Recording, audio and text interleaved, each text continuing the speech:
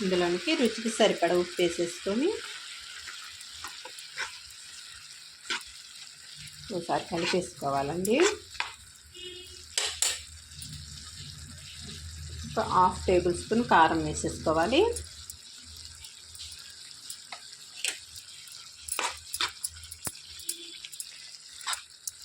మొత్తం కలిపేసుకోవాలండి.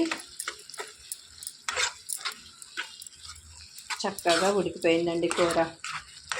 కొంచెం కారం ఉప్పు పట్టేటట్టుగా ఒక 2 నిమిషాలు కలిపేసుకుంటే రెడీ అయిపోయినట్టేనండి కర్రీ. బీరకాయ కర్రీ అండి.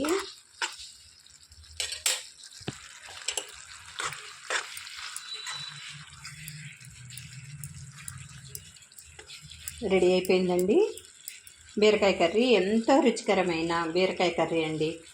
ఇందులో అక్కడక్కడ పచ్చెనపప్పు తగులుతూ